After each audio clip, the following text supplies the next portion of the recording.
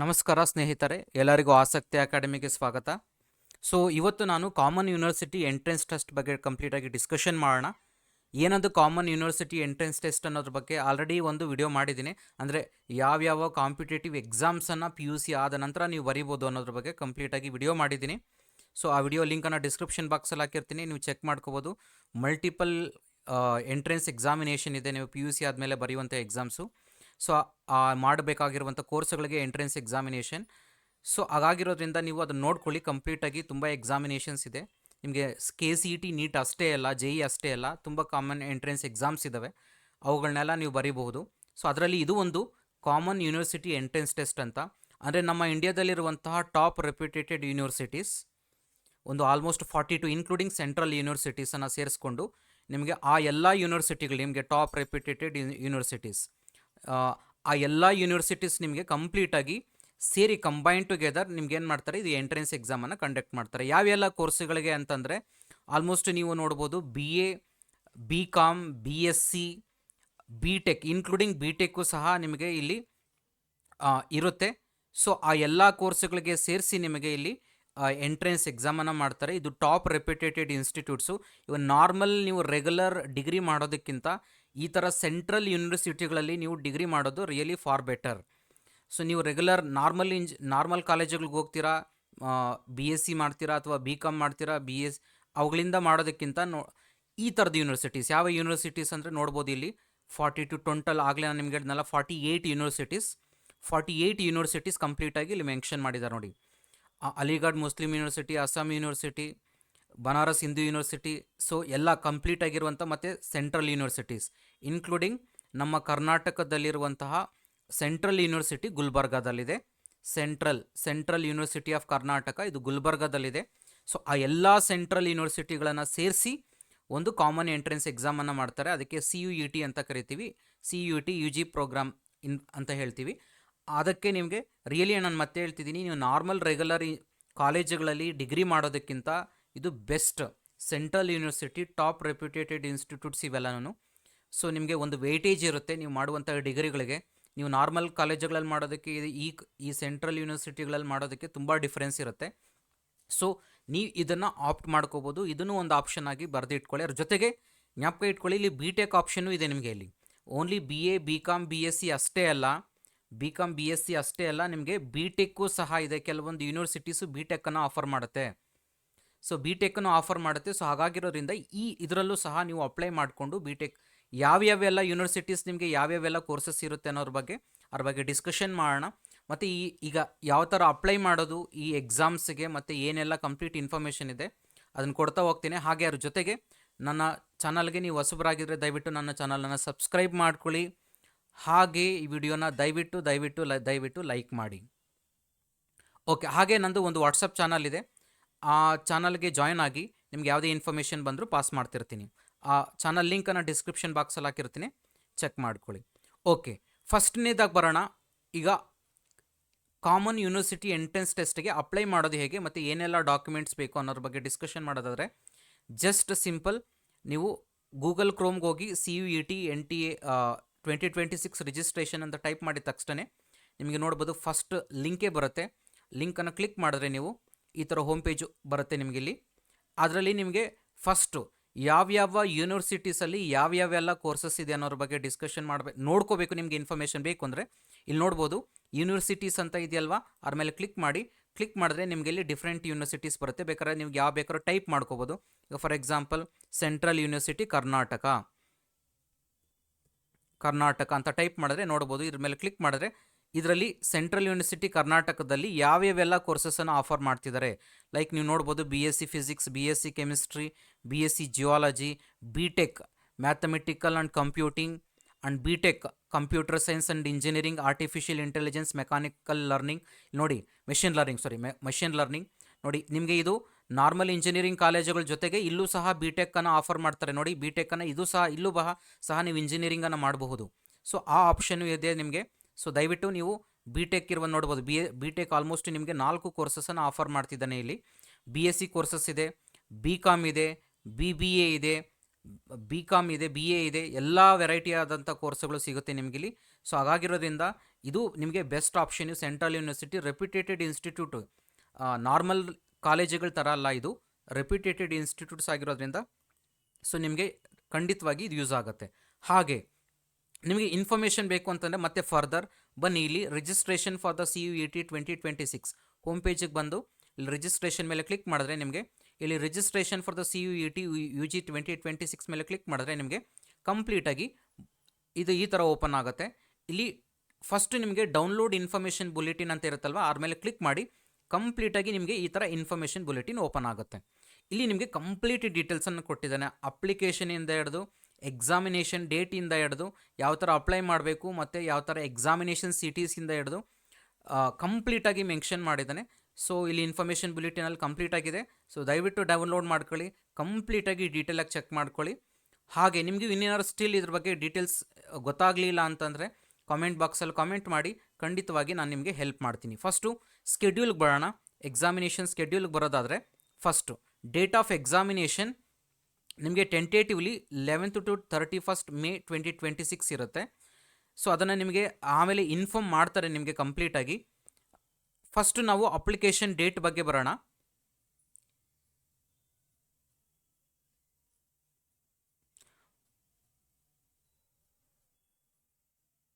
Okay, ಇಲ್ಲಿ online submission of application form ಅಂತ ಇದೆಯಲ್ವಾ. ಸೊ ಆಲ್ರೆಡಿ January 33 ಸ್ಟಾರ್ಟ್ ಆಗಿದೆ, January 30ಗೆ ಎಂಡ್ ಆಗುತ್ತೆ. ಆಮೇಲೆ last date for the successful transaction of the fees ಪೇಮೆಂಟಿಗೆ ಲಾಸ್ಟ್ ಡೇಟ್ ಬಂದು 31st January 2026 ಆಗಿರುತ್ತೆ. ಮತ್ತು ಇನ್ನೇನಾದ್ರು ಕರೆಕ್ಷನ್ಸ್ ಏನಾದ್ರು ಮಾಡೋಂಗಿದ್ರೆ 2nd to 4th 2 days ಬಿಡ್ತಾರೆ ನಿಮಗೆ. ಅವತ್ತು ಕರೆಕ್ಷನ್ಸನ್ನು ಇನ್ನೇನಾದ್ರು ಇದ್ದರೆ ಕರೆಕ್ಷನ್ಸನ್ನು ಮಾಡ್ಕೋಬೇಕಾಗತ್ತೆ. ನಿಮಗೆ ಮತ್ತೆ ಎಕ್ಸಾಮಿನೇಷನ್ ಸಿಟಿನ ಯಾವತ್ತು ಅನೌನ್ಸ್ ಮಾಡ್ತಾರೆ ಅಂತ ಲೇಟ್ರ ನಿಮಗೆ ಇನ್ಫಾರ್ಮ್ ಮಾಡ್ತಾರೆ. ಎಕ್ಸಾಮ್ ಬಂದು 11th to 31st May 2026 ನಿಮಗೆ ಎಕ್ಸಾಮಿನೇಷನ್ ಇರುತ್ತೆ. ಸೊ ಅದಾದ ನಂತರ ರಿಸಲ್ಟ್ಸ್ ಬಗ್ಗೆ ನಿಮಗೆ ಫರ್ದರ್ ಇನ್ಫಾರ್ಮ್ ಮಾಡ್ತಾರೆ. ನೀವು ಅಪ್ಲಿಕೇಶನ್ ಫೀಸ್ ನೋಡೋದಾದರೆ ಸೊ ನಿಮಗಿಲ್ಲಿ ಮಲ್ಟಿಪಲ್ ಸಬ್ಜೆಕ್ಟ್ಸನ್ನು ಆ್ಯಡ್ ಮಾಡ್ಕೋಬೋದು, ಮ್ಯಾಕ್ಸಿಮಮ್ ಅಪ್ ಟು 5 ಸಬ್ಜೆಕ್ಟ್ಸ್. ಈಗ ನಾನು BSc ಫಿಸಿಕ್ಸ್ ಆ್ಯಡ್ ಮಾಡ್ಬೋದು, ನಾನು BTech ಇಂಜಿನಿಯರಿಂಗಲ್ಲಿ ನಾನು computer science machine learning add ಮಾಡ್ಕೋಬೋದು ನಾನು, ಅಥವಾ ನಾನು BSc ಮ್ಯಾಥಮೆಟಿಕ್ಸ್ ಚೂಸ್ ಮಾಡ್ಕೋಬೋದು, ಅಥವಾ BCom ಚೂಸ್ ಮಾಡ್ಕೋಬೋದು. ಯಾವ ರೀತಿಯಾದಂಥ ಕೋರ್ಸು ಟೋಟಲ್ ನಿಮಗೆ 5 ಸಬ್ಜೆಕ್ಟ್ಸ್ವರೆಗೂ ನೀವು ಎಕ್ಸಾಮನ್ನು ಬರಿಬೋದು. 5 ಸಬ್ಜೆಕ್ಟ್ಸ್ವರೆಗೂ ಚೂಸ್ ಮಾಡ್ಕೋಬೋದು ಇಲ್ಲಿ. ಸೊ ನಿಮಗೆ ಯಾವ ಕೋರ್ಸಸ್ ಬೇಕು ಅನ್ನೋದನ್ನು ನೀವು ಚೂಸ್ ಮಾಡ್ಕೊಳ್ಳಿ. ನಿಮಗೆ ಯಾವ ರೀತಿಯಾದಂಥ ನಿಮಗೆ ಇಂಟ್ರೆಸ್ಟ್ ಇರುತ್ತೆ, ಆ ಇಂಟ್ರೆಸ್ಟ್ ಬೇಸಿಸ್ ಮೇಲೆ ನೀವು ಮ್ಯಾಕ್ಸಿಮಮ್ 5 ಸಬ್ಜೆಕ್ಟ್ಸನ್ನು ಚೂಸ್ ಮಾಡ್ಕೋಬೋದು. ಅಪ್ ಟು 3 ಸಬ್ಜೆಕ್ಟ್ಸ್ವರೆಗೂ ಜನರಲ್ ಸ್ಟೂಡೆಂಟ್ಸ್ಗೆ 1000 ರೂಪೀಸ್ ಇರುತ್ತೆ ಫೀಸು. ನಿಮಗೆ ಈಚ್ ಸಬ್ಜೆಕ್ಟ್, ಈಗ ನಾನು 5 ಸಬ್ಜೆಕ್ಟ್ಸನ್ನು ಆ್ಯಡ್ ಮಾಡಿಕೊಂಡ್ರೆ, ಈಗ ನಾನು ಜನರಲ್ ಸ್ಟೂಡೆಂಟ್ ಆಗಿದ್ದರೆ 1000 ಪ್ಲಸ್ ಈಚ್ ಸಬ್ಜೆಕ್ಟ್ಗೆ 400 ಪ್ಲಸ್ 400, ಯಾಕಂದರೆ 5 ಸಬ್ಜೆಕ್ಟ್ಸ್ ಅಲ್ವಾ. ನಾನು 3 ಸಬ್ಜೆಕ್ಟ್ಸ್ವರೆಗೂ 1000 ಇರುತ್ತೆ, ಅಡಿಷನಲ್ 2 ಸಬ್ಜೆಕ್ಟ್ಗೆ 800 ರೂಪೀಸ್ ಆಗುತ್ತೆ. So 1800 rupees. ಅದೇ ಥರನೇ OBC non creamy layer students ಅಥವಾ ಎಕನಾಮಿಕಲಿ ವೀಕರ್ ಸೆಕ್ಷನ್ ಸ್ಟೂಡೆಂಟ್ಸ್ ಆದರೆ ಅಪ್ ಟು 3 ಸಬ್ಜೆಕ್ಟ್ಸ್ವರೆಗೂ 900 ರೂಪೀಸ್ ಪ್ಲಸ್ ಈಚ್ ಸಬ್ಜೆಕ್ಟ್ ಅಡಿಷನಲ್ಗೆ 375 ರೂಪೀಸ್ ಎಕ್ಸ್ಟ್ರಾ ಆ್ಯಡ್ ಆಗುತ್ತೆ, ಒಂದು ಸಬ್ಜೆಕ್ಟ್ಗೆ ಎಕ್ಸ್ಟ್ರಾ. ಹಾಗೆ SC ST ಸ್ಟೂಡೆಂಟ್ಸ್ ಆಗಿದ್ದರೆ 800 ರೂಪೀಸ್ ಫಾರ್ ದ ಈಚ್ 3 ಸಬ್ಜೆಕ್ಟ್ಸ್ಗಾಗುತ್ತೆ, ಪ್ಲಸ್ ಈಚ್ ಸಬ್ಜೆಕ್ಟ್ ಅಡಿಷನಲ್ ಸಬ್ಜೆಕ್ಟ್ಸ್ಗೆ 350 ರೂಪಾಯಿ ಎಕ್ಸ್ಟ್ರಾ ಆಗುತ್ತೆ. Centres for the outside India ಆಗಿರೋರಿಗೆ 4500 rupees fees ಇರುತ್ತೆ, plus each subject extra additionally 1800 rupees ಇರುತ್ತೆ. ಇದು ನಿಮಗೆ ಫೀಸ್ ಆಯಿತು. ಹಾಗೆ ನೆಕ್ಸ್ಟು ರಿಜಿಸ್ಟ್ರೇಷನ್ ಯಾವ ಥರ ಮಾಡ್ಕೋಬೇಕು ಮತ್ತು ಎಕ್ಸಾಮಿನೇಷನ್ ಸಿಟೀಸ್ ಯಾವುದಿರುತ್ತೆ. ಪ್ಯೂರ್ಲಿ ಇದು ಕಂಪ್ಯೂಟರ್ ಬೇಸ್ಡ್ ಟೆಸ್ಟ್ ಆಗಿರುತ್ತೆ, ಮತ್ತು 50 ಕ್ವಶನ್ಸ್ ಈಚ್ ಟೆಸ್ಟ್ ಪೇಪರಲ್ಲಿರುತ್ತೆ. ಆಲ್ ಕ್ವಶನ್ಸ್ ಕಂಪಲ್ಸರಿ ಇರುತ್ತೆ ಇಲ್ಲಿ ನಿಮಗೆ. ಮತ್ತು duration for the each test paper will be 60 minutes. So ನಿಮಗೆ ಈಚ್ ಪೇಪರ್ ನಿಮಗೆ ಬಂದು 60 minutes ಇರುತ್ತೆ. ಎಲ್ಲ ಮಲ್ಟಿಪಲ್ ಚಾಯ್ಸ್ ಕ್ವಶನ್ಸ್ ಇರುತ್ತೆ. ಓಕೆ, ನೆಕ್ಸ್ಟ್ ಇದಾದ ನಂತರ ನಿಮ್ಮ ಮೇಜರ್ಗೆ ಬರೋಣ, ಅಪ್ಲಿಕೇಶನ್ ಫಾರ್ಮ್ಗೆ. ಯಾಕಂದರೆ ಮೇಜರ್ ಥಿಂಗ್ ಅದೇ ಅಲ್ವಾ ಬೇಕಾಗಿರೋದು ನಮಗೆ. ಸೊ ಹಾಗಾಗಿರೋದ್ರಿಂದ ನೀವು ನೋಡ್ಬೋದು, ಕಂಪ್ಲೀಟಾಗಿ ನೀವು ಸ್ಕ್ರೋಲ್ ಡೌನ್ ಮಾಡಿದ್ರೆ ಕೆಳಗಡೆ ನಿಮಗೆ ಅಪ್ಲಿಕೇಶನ್ ಯಾವ ರೀತಿಯಾಗಿ ಅಪ್ಲೈ ಮಾಡಬೇಕು ಅನ್ನೋದ್ರ ಬಗ್ಗೆ ಡಿಸ್ಕಷನ್ ಮಾಡಿದ್ದಾರೆ. ಮತ್ತು ಹಾಗೆ ಇಲ್ಲಿ ಕೆಲವೊಂದು ಇನ್ಫಾರ್ಮೇಷನನ್ನು ಕೊಟ್ಟಿದ್ದಾರೆ, ಎಕ್ಸಾಮಿನೇಷನ್ ಸಿಟಿ ಮತ್ತು ಕೋಡನ್ನು. ಇದು ನೀವು ಮೊದಲೇ ನೀವು ಸೆಲೆಕ್ಟ್ ಮಾಡಿ ಇಟ್ಕೊಂಡಿರಬೇಕು, ಯಾಕಂದರೆ ಅಲ್ಲಿ ಬರುತ್ತೆ ಎಕ್ಸಾಮಿನೇಷನ್ ಸಿಟಿ ಜೊತೆಗೆ. ಈಗ ಫಾರ್ ಎಕ್ಸಾಂಪಲ್ ಕರ್ನಾಟಕ, ಇಲ್ಲಿ ನೀವು ಮೈಸೂರು ತೊಗೊಳ್ತೀನಿ ಅಂತಂದರೆ ಮೈಸೂರದು ಎಕ್ಸಾಮಿನೇಷನ್ ಸಿಟಿ ಸೆಂಟರ್ ಬಂದು KK12 ಅಂತ. ಸೊ ಇದನ್ನು ಈ ಥರ ಎಕ್ಸಾಮಿನೇಷನ್ ಸಿಟೀಸನ್ನು ಕೊಟ್ಟಿದ್ದಾರೆ, ಅದನ್ನು ನೋಡ್ಕೊಳ್ಳಿ. ಹಾಗೆ ಜೊತೆಗೆ ಅಡಿಷನಲ್ಲಿ ನಿಮಗೆ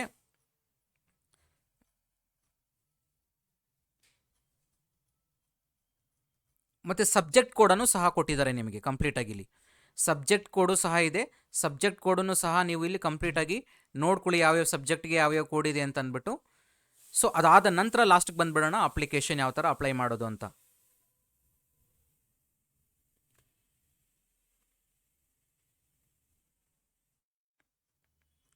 ಸೊ ನಿಮಗೆ ಇಲ್ಲಿ ನೋಡಬಹುದು ಲಾಸ್ಟಲ್ಲಿ ನಿಮಗೆ ಅಪ್ಲಿಕೇಶನ್ ಡೀಟೇಲ್ಸನ್ನು ಮತ್ತು ಎಕ್ಸಾಮ್ ಯಾವ ಥರ ಇರುತ್ತೆ, ಆನ್ಲೈನ್ ಎಕ್ಸಾಮಿನೇಷನ್ ಅನ್ನೋದ್ರ ಬಗ್ಗೆನೂ ಸ್ವಲ್ಪ ಇನ್ಫಾರ್ಮೇಷನ್ ಕೊಟ್ಟಿದ್ದಾರೆ. ಸೊ ಇನ್ಸ್ಟ್ರಕ್ಷನ್ಸನ್ನು ಓದ್ಕೊಳ್ಳಿ. ಅದಾದ ನಂತರ ನಿಮಗೆ ಇಲ್ಲಿ ಕಂಪ್ಲೀಟಾಗಿ ಕೆಳಗಡೆ ನೋಡ್ಬೋದು ನಿಮಗೆ ಇಲ್ಲಿ ಅಪ್ಲಿಕೇಶನ್ ಫಾರ್ಮನ್ನು ಕೊಟ್ಟಿದ್ದಾರೆ. ಮತ್ತು ಯಾವ ಥರ ನಿಮಗೆ ರಿಸಲ್ಟ್ಸನ್ನು ಕ್ಯಾಲ್ಕುಲೇಟ್ ಮಾಡ್ತಾರೆ ಅನ್ನೋದು ಸಹ ಕಂಪ್ಲೀಟಾಗಿ ಡೀಟೇಲಾಗಿ ಕೊಟ್ಟಿದ್ದಾರೆ. ಸೊ ಇನ್ಫಾರ್ಮೇಷನ್ ಬುಲೆಟಿನಲ್ಲಿ ನಿಮಗೆ ಕಂಪ್ಲೀಟಾಗಿ ಚೆಕ್ ಮಾಡ್ಕೋಬೋದು. ಪರ್ಸೆಂಟೈಲ್ ಯಾವ ಥರ ಕ್ಯಾಲ್ಕುಲೇಟ್ ಮಾಡ್ತಾರೆ ಅಂತ ಅಂದ್ಬಿಟ್ಟು ಇನ್ಫಾರ್ಮೇಷನ್ ಕೊಟ್ಟಿದ್ದಾರೆ.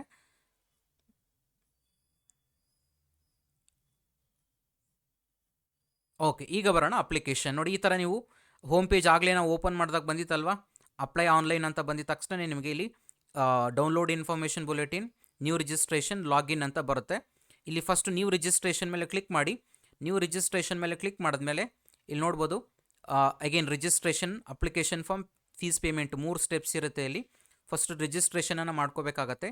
ಈ ಕೆಳಗಡೆ ರಿಜಿಸ್ಟ್ರೇಷನ್ ಮೇಲೆ ಕ್ಲಿಕ್ ಮಾಡಿದ್ರೆ ನಿಮಗೆ ಫುಲ್ ಡೀಟೇಲ್ಸ್ ಕೊಟ್ಟಿರ್ತಾನೆ ನೋಡ್ಬೋದು. ಇಲ್ಲಿ ಅದನ್ನು ಸ್ಕ್ರೋಲ್ ಡೌನ್ ಮಾಡಿ ಕೆಳಗಡೆ, ಅಂದರೆ ಮತ್ತೆ ಅಗೇನ್ ನೀವು ಸಿಗ್ನೇಚರ್ ಯಾವ ಫಾರ್ಮೇಟಲ್ಲಿ ಇರಬೇಕು, ಹಾಗೆ ನಿಮ್ಮ ಐ ಡಿ ಪ್ರೂಫ್ ಯಾವ ಫಾರ್ಮೇಟಲ್ಲಿ ಇರಬೇಕು ಮತ್ತು ಎಷ್ಟು ಸೈಜ್ ಇರಬೇಕು ಅನ್ನೋದನ್ನು ಕಂಪ್ಲೀಟಾಗಿ ಮೆನ್ಷನ್ ಮಾಡಿದ್ದಾನೆ. ಮತ್ತು ನಿಮ್ಮ ಡಿಸಬಿಲಿಟಿ ಏನಾದರೂ ಇದ್ದರೆ ಡಿಸಬಿಲಿಟಿ ಸರ್ಟಿಫಿಕೇಟ್ PDF ಫಾರ್ಮೇಟ್ ಯಾವುದರಲ್ಲಿ ಇರಬೇಕು ಅನ್ನೋದನ್ನು ಕಂಪ್ಲೀಟಾಗಿ ಇದನ್ನು ರೆಡಿ ಮಾಡ್ಕೊಳ್ಳಿ. ಫಸ್ಟು ನೀವು ಸ್ಕ್ಯಾನ್ ಕಾಪೀಸನ್ನು ಫಸ್ಟು ರೆಡಿ ಮಾಡಿ ಇಟ್ಕೊಳ್ಳಿ. ಸಿಗ್ನೇಚರ್, ನಿಮ್ಮ ಫೋಟೋ, ಆಧಾರ್ ಕಾರ್ಡ್, ನಿಮ್ಮ 10th ಮಾರ್ಕ್ ಶೀಟ್ ಎಲ್ಲ ರೆಡಿ ಮಾಡಿ ಇಟ್ಕೊಂಡಿದ್ದಾದಮೇಲೆ ನೀವು ಅಪ್ಲಿಕೇಶನನ್ನು ಅಪ್ಲೈ ಮಾಡೋಕ್ಕೆ ಸ್ಟಾರ್ಟ್ ಮಾಡಿ. ಕೆಳಗಡೆ ಸ್ಕ್ರೋಲ್ ಡೌನ್ ಮಾಡಿ. ಕೆಳಗಡೆ ಸ್ಕ್ರೋಲ್ ಡೌನ್ ಮಾಡಿದ್ರೆ ಇಲ್ಲಿ ಟಿಕ್ ಮಾರ್ಕ್ ಇಲ್ಲಿರುತ್ತಲ್ವ, ಇಲ್ಲಿ ಟಿಕ್ ಮಾರ್ಕ್ ಮಾಡಿ and click here to proceed ಮೇಲೆ ಕ್ಲಿಕ್ ಮಾಡಿದ್ಮೇಲೆ ನಿಮಗೆ ನೆಕ್ಸ್ಟ್ ಈ ಪೇಜ್ ಓಪನ್ ಆಗುತ್ತೆ. ಈ ಪೇಜಲ್ಲಿ ಏನೇನೆಲ್ಲ ಡೀಟೇಲ್ಸ್ ಕೊಟ್ಟಿದ್ದಾರೆ ಎಂಟರ್ ಮಾಡಿ. Like candidate's name, guardian's name, father's or mother's name, next candidate's date of birth, ನಿಮ್ಮ ಡೇಟ್ ಆಫ್ ಬರ್ತನ್ನು ಮೆನ್ಷನ್ ಮಾಡಿ, ಜೆಂಡರನ್ನು ಮೆನ್ಷನ್ ಮಾಡಿ, ಮತ್ತು ನಿಮ್ಮ ನೇಮನ್ನು ಮತ್ತೆ ಇನ್ನೊಂದ್ಸರಿ ಕನ್ಫರ್ಮ್ ಮಾಡಬೇಕಾಗತ್ತೆ, ಅಂದರೆ ಎಂಟರ್ ಮಾಡಿ. ಮತ್ತೆ ಇನ್ನೊಂದ್ಸರಿ ನಿಮ್ಮ ಫಾದರ್ ನೇಮನ್ನು ಮತ್ತೆ ಇನ್ನೊಂದ್ಸರಿ ಕನ್ಫರ್ಮ್ ಮಾಡೋಕ್ಕೆ ಎಂಟರ್ ಮಾಡಬೇಕಾಗತ್ತೆ. ಮತ್ತು ಮದರ್ ನೇಮನ್ನು ಮತ್ತೆ ಎಂಟರ್ ಮಾಡಬೇಕಾಗತ್ತೆ. ಡೇಟ್ ಆಫ್ ಬರ್ತ್ ಮತ್ತು ಇದು ಕನ್ಫರ್ಮೇಷನ್ 2 ಸರಿ ಎಂಟರ್ ಮಾಡಬೇಕಾಗತ್ತೆ ಕಂಪ್ಲೀಟಾಗಿ ಡೀಟೇಲನ್ನು. ಅದಾದಮೇಲೆ ಪ್ರೆಸೆಂಟ್ ಅಡ್ರೆಸ್ಸನ್ನು ಎಂಟ್ರಿ ಮಾಡಬೇಕಾಗತ್ತೆ ಕಂಪ್ಲೀಟಾಗಿ. ಅಲ್ಲಿ ಯಾವುದು ಆಪ್ಷನಲ್ಲಿ ಇರುತ್ತೆ ಅದನ್ನು ಬೇಕಾದ್ರೆ ಸ್ಕಿಪ್ ಮಾಡ್ಕೋಬೋದು, ಇನ್ನು ಉಳಿದಿದ್ದೆಲ್ಲ ಕಂಪಲ್ಸರಿಯಾಗಿ ನೀವು ಎಂಟರ್ ಮಾಡಬೇಕಾಗತ್ತೆ. ಮತ್ತು ಕಮ್ಯುನಿಕೇಷನ್ ಅಡ್ರೆಸ್ ಸೇಮ್ ಆದರೆ ಸೇಮನ್ನು ಕ್ಲಿಕ್ ಮಾಡಿ, ಇಲ್ಲ ಅಂತಂದರೆ ಸೇಮ್ ಆ್ಯಸ್ ಪ್ರೆಸೆಂಟ್ ಅಡ್ರೆಸ್ ಇದ್ದರೆ, ಕಮ್ಯುನಿಕೇಷನ್ ಅಡ್ರೆಸ್ 2 ಸೇಮ್ ಇದ್ದರೆ ನಿಮಗೆ ಇಲ್ಲಿ ಕ್ಲಿಕ್ ಮಾಡಿದ್ರೆ 2 ಒಂದೇ ಸರಿ ಫಸ್ಟ್ ನೀವೇನು ಎಂಟರ್ ಮಾಡಿರ್ತೀರ ಮೇಲೆ present address as it is copy ಆಗುತ್ತೆ. ಇಲ್ಲ ಅಂತಂದರೆ ಇದ್ರ ಮೇಲೆ ಕ್ಲಿಕ್ ಮಾಡಿದ್ರೆ ನೀವು ಇದನ್ನು ಸಪ್ರೇಟು, ಇದು 2 ಡಿಫ್ರೆಂಟ್ ಇದ್ದರೆ ಪ್ರೆಸೆಂಟ್ ಅಡ್ರೆಸ್ಸು ಮತ್ತು ಕಮ್ಯುನಿಕೇಷನ್ ಅಡ್ರೆಸ್ಸು ಎರಡನ್ನೂ ಕಂಪ್ಲೀಟಾಗಿ ಡಿಫ್ರೆಂಟನ್ನು ಎಂಟ್ರಿ ಮಾಡ್ಬೋದು. ಅದಾದ ನಂತರ ಕೆಳಗಡೆ ಕ್ಯಾಪ್ಚಾ ಬರುತ್ತೆ. ಕ್ಯಾಪ್ಚಾ ಕೆಳಗಡೆ ಏನು ನಂಬರ್ ಬರುತ್ತೋ ಅದನ್ನು ಎಂಟ್ರಿ ಮಾಡಿ ಸಬ್ಮಿಟ್ ಬಟನ್ ಮೇಲೆ ಕ್ಲಿಕ್ ಮಾಡಿ. ಕ್ಲಿಕ್ ಮಾಡಿದ್ಮೇಲೆ ನೆಕ್ಸ್ಟ್ ಪೇಜ್ಗೆ ಹೋಗುತ್ತೆ. ಕಂಪ್ಲೀಟಾಗಿ ನಿಮ್ಮ ಡೀಟೇಲ್ಸ್ ಏನೇನೆಲ್ಲ ಎಂಟ್ರ್ ಮಾಡಿರ್ತೀರಾ. ಸೊ ಇದೆಲ್ಲ ಆದಮೇಲೆ ನೋಡ್ಬೋದು ಎಲ್ಲ ಡೀಟೇಲ್ಸ್ ಕಾಣಿಸುತ್ತೆ ನಿಮಗೆ.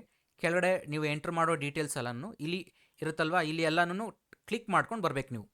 ಅಂದರೆ ನಾನು ಎಂಟ್ರ್ ಮಾಡೋ ಡೀಟೇಲ್ಸು, ನನ್ನ ಹೆಸರು, ತಂದೆಯ ಹೆಸರು, ತಾಯಿಯ ಹೆಸರು, ನನ್ನ date of birth, gender, address, mobile number, email ID ಇವೆಲ್ಲ ಎಂಟ್ರ್ ಮಾಡಿರೋ ಡೀಟೇಲ್ಸು ಕರೆಕ್ಟಾಗಿದೆ ಅಂತ ಅಂದ್ಬಿಟ್ಟು ಕನ್ಫರ್ಮೇಷನ್ಗೆ ಇಲ್ಲಿ ಟಿಕ್ ಮಾಡ್ಕೊಂಡು ಬರಬೇಕು. ಎಲ್ಲ ಬಾಕ್ಸಸ್ ಇರುತ್ತಲ್ವ, ಎಲ್ಲ ಬಾಕ್ಸಸ್ಸಲ್ಲೂ ನೀವು ಟಿಕ್ ಮಾಡ್ಕೊಂಡು ಬಂದು ಫೈನಲಿ ಟಿಕ್ ಮಾಡಿದ್ದಾದಮೇಲೆ ಕೆಳಗಡೆ ಐ ಅಗ್ರಿ ಅಂತ ಇದೆಯಲ್ವಾ, ಅದ್ರ ಮೇಲೆ ಕ್ಲಿಕ್ ಮಾಡಿ. ನೆಕ್ಸ್ಟ್ ನೀವು ಏನಾದ್ರು ಎಡಿಟ್ ಮಾಡೋಂಗಿದ್ರೆ, ಏನಾದ್ರು ಕರೆಕ್ಷನ್ಸ್ ಏನಾದ್ರು ಮಾಡ್ಕೊಳ್ಳೋಂಗಿದ್ರೆ ಇಲ್ಲಿ ಎಡಿಟ್ ರಿಜಿಸ್ಟ್ರೇಷನ್ ಫಾರ್ಮ್ ಮೇಲೆ ಕ್ಲಿಕ್ ಮಾಡಿ.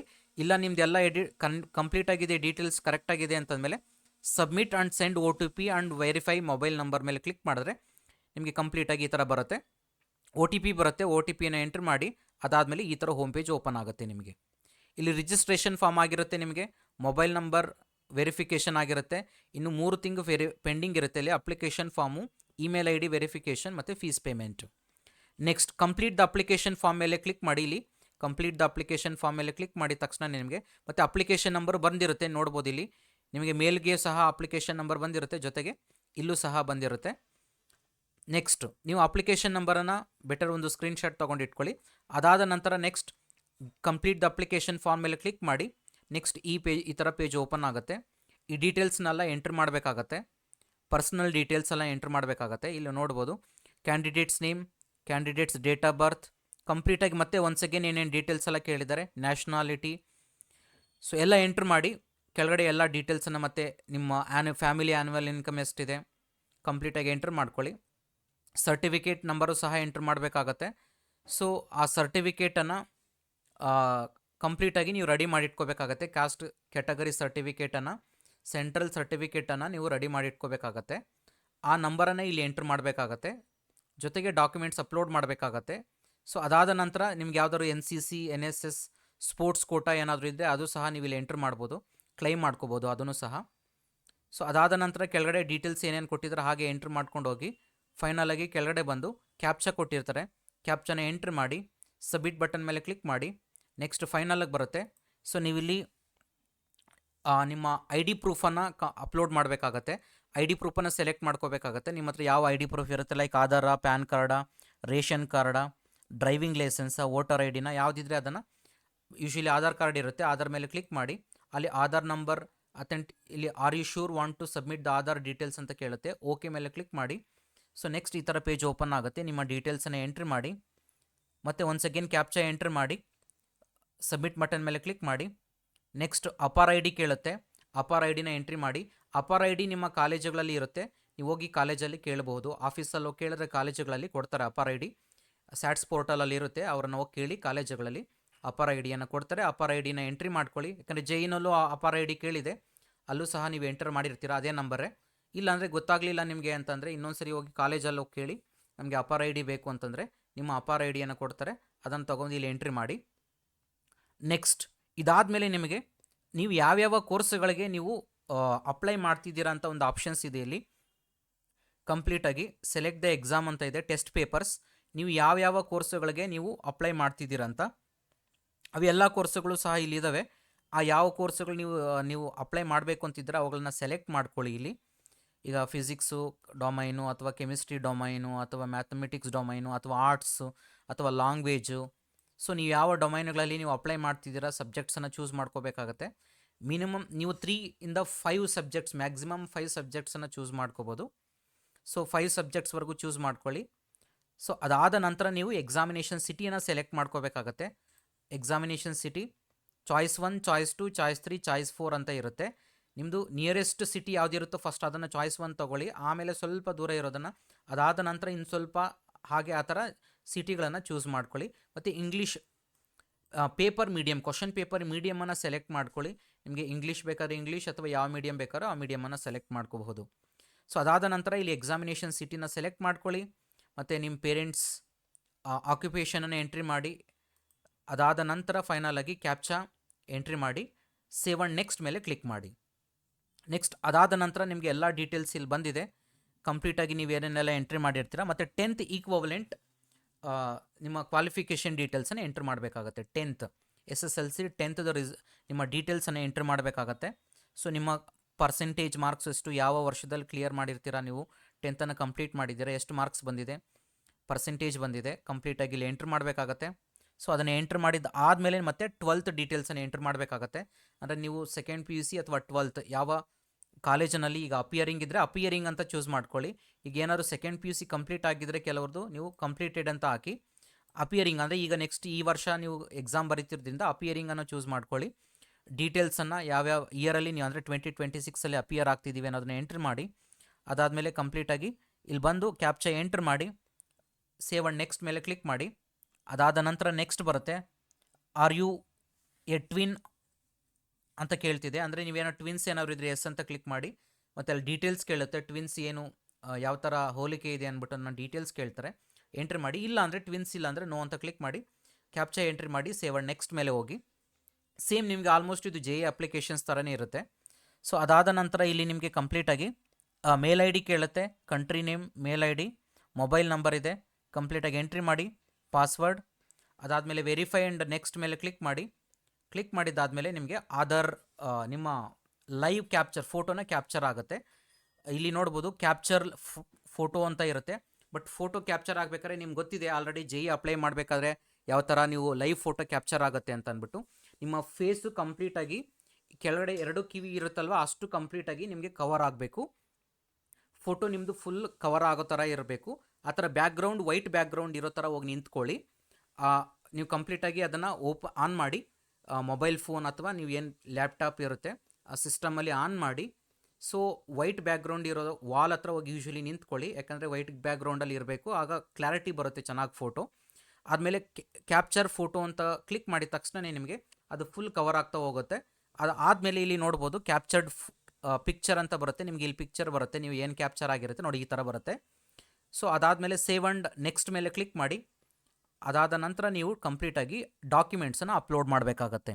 ಇಲ್ಲಿ ಡಾಕ್ಯುಮೆಂಟ್ಸ್ ಇಲ್ಲಿ ನೋಡ್ಬೋದು ಸೈಜಲ್ಲಿ ಏನು ಕೊಟ್ಟಿರ್ತಾರೆ ಅದೇ ರೀತಿಯಾಗಿ ನೀವು ಡಾಕ್ಯುಮೆಂಟ್ಸನ್ನು ಅಪ್ಲೋಡ್ ಮಾಡಬೇಕಾಗತ್ತೆ. ಈಗ ನಿಮ್ಮ ಫಸ್ಟ್ ಒನ್ ಬಂದು ಫೋಟೋಗ್ರಾಫ್ ಬಂದು 10 to 200 KB ಇರಬೇಕಾಗತ್ತೆ. ಯಾವ ಥರ ಫೋಟೋಗ್ರಾಫ್ ಮತ್ತು ಸಿಗ್ನೇಚರನ್ನು ಚೇಂಜ್ ಮಾಡಬೇಕು ಸೈಜನ್ನು ಅನ್ನೋದ್ರ ಬಗ್ಗೆ ಆಲ್ರೆಡಿ ಒಂದು ವಿಡಿಯೋ ಮಾಡಿದ್ದೀನಿ. ಜೆಇಗೆ ಆಲ್ರೆಡಿ ಅಪ್ಲೈ ಮಾಡಬೇಕಾದ್ರೆ ಎಕ್ಸ್ಪ್ಲೈನ್ ಮಾಡಿದ್ದೀನಿ, ಆ ವಿಡಿಯೋ ಇದೆ.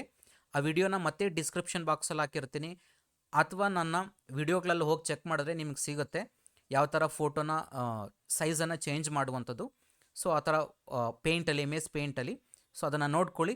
ಸೊ ಆ ಥರ ಚೇಂಜ್ ಮಾಡಿಕೊಂಡು ಅಪ್ಲೋಡ್ ಮಾಡ್ಕೊಳ್ಳಿ ಇಲ್ಲೆಲ್ಲ ಡಾಕ್ಯುಮೆಂಟ್ಸನ್ನು. ನಿಮ್ಮ ID ಪ್ರೂಫಿಂದ ಹಿಡಿದು ನಿಮ್ಮ ಫೋಟೋಗ್ರಾಫ್, ಸಿಗ್ನೇಚರ್ ಕಂಪ್ಲೀಟಾಗಿ ಇಲ್ಲಿ ಎಂಟ್ರ್ ಮಾಡಿ. ಸರ್ಟಿಫಿಕೇಟ್, ನಿಮ್ಮ ಇನ್ಕಮ್ ಕಾಸ್ಟ್ ಸರ್ಟಿಫಿಕೇಟ್ ಸಹ ಇಲ್ಲಿ ಅಪ್ಲೋಡ್ ಮಾಡಬೇಕಾಗತ್ತೆ. ಅದಾದ ನಂತರ ಇಲ್ಲಿ ಕ್ಯಾಪ್ಚಾ ಎಂಟ್ರ್ ಮಾಡಿ. ಇಲ್ಲಿ ಸಕ್ಸಸ್ಫುಲ್ ಅಂತ ಬರುತ್ತೆ, ನೀವು ಇಲ್ಲಿ ಕಂಪ್ಲೀಟಾಗಿ ಅಪ್ಲೋಡ್ ಮಾಡಿದ್ದಾದಮೇಲೆ ನೆಕ್ಸ್ಟ್ ಇಲ್ಲಿ ಸೇವ್ ಆ್ಯಂಡ್ ಕ್ಯಾಪ್ಚಾ ಎಂಟ್ರ್ ಮಾಡಿದ್ದಾದಮೇಲೆ ಸೇವ್ ಆ್ಯಂಡ್ ನೆಕ್ಸ್ಟ್ ಮೇಲೆ ಕ್ಲಿಕ್ ಮಾಡಿ. Do you wish to submit the document form finally ಅಂತ ಇರುತ್ತೆ, ಎಸ್ ಅಂತ ಕ್ಲಿಕ್ ಮಾಡಿ. ಅದಾದ ನಂತರ ನಿಮಗೆ ಫೈನಲ್ ಕಂಪ್ಲೀಟಾಗಿ ಮುಗೀತು ಅಪ್ಲಿಕೇಶನ್. ಈಗ ಆದಮೇಲೆ ನಿಮ್ಗೆ ಏನು ಮಾಡುತ್ತೆ, ಒಂದು ಡ್ರಾಫ್ಟ್ ಕಾಪಿ ತೋರಿಸುತ್ತೆ. ನೀವು ಏನೆಲ್ಲ ಡೀಟೇಲ್ಸ್ ಎಂಟ್ರ್ ಮಾಡಿದ್ದೀರಾ, ಯಾವೆಲ್ಲ ಡಾಕ್ಯುಮೆಂಟ್ಸನ್ನು ಅಪ್ಲೋಡ್ ಮಾಡಿದ್ದೀರಾ ಅಂತ ಫುಲ್ ನಿಮ್ಮ ಫೋಟೋ, ಸಿಗ್ನೇಚರ್, ನಿಮ್ಮ ಸರ್ಟಿಫಿಕೇಟ್ ಏನೆಲ್ಲ ಅಪ್ಲೋಡ್ ಮಾಡಿದ್ದೀರಾ ಎಲ್ಲ ಸರ್ಟಿಫಿಕೇಟ್ಸು ಫೋಟೋ ಸಹ ತೋರಿಸುತ್ತೆ. ಅದಾದ ನಂತರ ಕೆಳಗಡೆ ಬರಬೇಕು, ಇಲ್ಲಿದೆಯಲ್ವಾ, ಇಲ್ಲಿ ಕಂಪ್ಲೀಟಾಗಿ ಮತ್ತೆ ಎಲ್ಲ ಒಂದೊಂದು ಬಾಕ್ಸನ್ನು ನೀವು ಅಂದರೆ ನಾನು ಎಂಟ್ರ್ ಮಾಡೋ ಎಲ್ಲ ಡೀಟೇಲ್ಸು ಕರೆಕ್ಟಾಗಿದೆ ಅಂತ ಅಂದ್ಬಿಟ್ಟು ಎಲ್ಲ ಬಾಕ್ಸನ್ನು ಟಿಕ್ ಮಾಡಿದ್ದಾದಮೇಲೆ ಫೈನಲಾಗಿ ಐ ಅಗ್ರಿ ಅಂತ ಇದೆಯಲ್ವ ಕೆಳಗಡೆ, ಐ ಅಗ್ರಿ ಮೇಲೆ ಕ್ಲಿಕ್ ಮಾಡಿ. ನೆಕ್ಸ್ಟ್ ಫೈನಲ್ ಸಬ್ಮಿಷನ್, ಅಂದರೆ ಇದನ್ನು ಸಬ್ಮಿಷನ್ ಮಾಡಬೇಕು. ಫಸ್ಟ್ ಸಬ್ಮಿಷನ್ ಮಾಡೋದಕ್ಕೆ ಮುಂಚೆ ಚೆಕ್ ಮಾಡ್ಕೊಳ್ಳಿ, ಇನ್ನೂ ಏನಾದರೂ ಎಡಿಟ್ ಮಾಡ್ಕೋಬೇಕು, ಚೇಂಜಸ್ ಮಾಡ್ಕೊಳ್ಬೇಕು ಅಂತಂದರೆ ಮಾಡ್ಕೊಳ್ಳಿ. ಇದು ಸಬ್ಮಿಷನ್ ಮಾಡಿದ್ದಾದಮೇಲೆ ಮತ್ತೆ ಚೇಂಜಸ್ ಮಾಡೋದಕ್ಕೆ ಸಿಗೋದಿಲ್ಲ ಅಷ್ಟು ಈಸಿಯಾಗಿ. ಆಮೇಲೆ ನೆಕ್ಸ್ಟ್ ಎಡಿಟ್ ಆಪ್ಷನ್ ಕೊಡ್ತಾನೆ, ಬಟ್ ಆದರೆ ನಿಮ್ಮ ಫೋಟೋ ಯಾಕೆ ಡಬಲ್ ಟೈಮ್ ಎಲ್ಲ ಮಿಸ್ಟೇಕ್ ಮಾಡ್ಕೊಳ್ತೀರ, ಅವೆಲ್ಲ ಡಬಲ್ ವರ್ಕ್ ಆಗುತ್ತೆ. ಸೊ ಬೆಟರ್ ಈಗಲೇ ಚೆಕ್ ಮಾಡ್ಕೊಬಿಡಿ ಒಂದ್ಸರಿ. ಎಲ್ಲ ಫೈನಲ್ ಆದಮೇಲೆ ಐ ಅಗ್ರಿ ಮೇಲೆ ಕ್ಲಿಕ್ ಮಾಡಿ. ಫೈನಲ್ ಸಬ್ಮಿಟ್ ಡಾಕ್ಯುಮೆಂಟ್ಸ್ ಮೇಲೆ ಕ್ಲಿಕ್ ಮಾಡಿದ್ಮೇಲೆ are you sure want submit the documents ಅಂತ ಕೇಳುತ್ತೆ. ಎಸ್ ಅಂತ ಕ್ಲಿಕ್ ಮಾಡಿದ ತಕ್ಷಣ ಸಬ್ಮಿಟ್ ಆಗುತ್ತೆ. ಅದಾದ ನಂತರ ಪೇಮೆಂಟ್ ಆಪ್ಷನನ್ನು ಇಲ್ಲಿ ಚೂಸ್ ಮಾಡ್ಕೊಳ್ಳಿ. UPI ನೀವು ಯಾವ್ದು ಬೇಕೋ ಪೇಮೆಂಟ್ ಆಪ್ಷನನ್ನು ಎಂಟ್ರ್ ಮಾಡಿ, ಕ್ಯಾಪ್ಚಾ ಎಂಟ್ರ್ ಮಾಡಿ ನಿಮ್ಮ ಪೇಮೆಂಟನ್ನು ಕಂಪ್ಲೀಟ್ ಮಾಡ್ಕೊಳ್ಳಿ.